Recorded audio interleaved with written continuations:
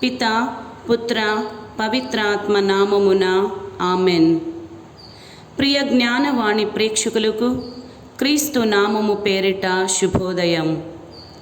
ఈనాటి మన ధ్యానాంశము ప్రార్థన ఓ హృదయ గీతం.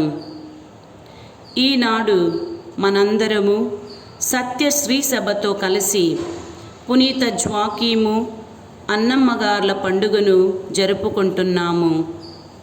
వీరి ప్రార్థన విశ్వాసముతో నిండినదిగా, దేవుని యోజనలో స్థిరముగా ఉండే జీవితం కోసం పిలిచిన పిలుపు మలుపుగా మారింది. అన్నమ్మ అనగా కృప అని అర్థం. ఇలనాడు పునీత అన్నమ్మ గారి పండుగను జరుపుకుంటున్న ఈ శుభ సందర్భంగా పునీత అన్నమ్మ గారి పండుగ శుభాకాంక్షలు. పునీత అన్నమ్మ గారు ఒక తల్లి మాత్రమే కాదు, ప్రార్థనలో ఉన్న ఒక జీవిత గదిలో వెలిగే దీపం. వీరి ప్రార్థన ఎంతో మౌనమైనదైన, పరిపక్వమైనది, లోతైనది మరియు వర్ణించలేనిది. పునీత అన్నమ్మ గారు మాటలతో కాకుండా కన్నీళ్లతో ప్రార్థించింది.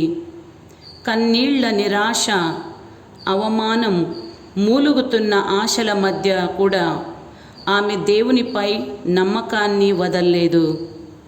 ఆమె ప్రార్థన ఓ నమ్మకపు వేదికగా మారింది. ఎంతోమంది ఆదర్శమూర్తులలో, మహనీయులలో మహోన్నత వ్యక్తిగా వెలుగొందిన వారే మన పునీత అన్నమ్మ గారు. అలాగే సొలొమోను రాజు తన జీవితమును దేవునికి అంకితం చేస్తూ ఎంతో వినయముతో ప్రజల పాపములు మన్నింపబడాలని, దేవుని ఆశీస్సులు కలగాలని ప్రార్థించాడు. ఇది ఒక రాజుగా చేసిన ప్రార్థనే కాదు, ఒక విశ్వాసి చేసిన విన్నపం. పునీత అన్నమ్మ గారి పండుగను జరుపుకుంటున్న మనం ఇలనాడు వీరి ప్రార్థనా జీవితం మన హృదయాలను తాకాలని, ప్రార్థనను ఒక ఆయుధంలా మలుచుకుందాం. ఆమెన్.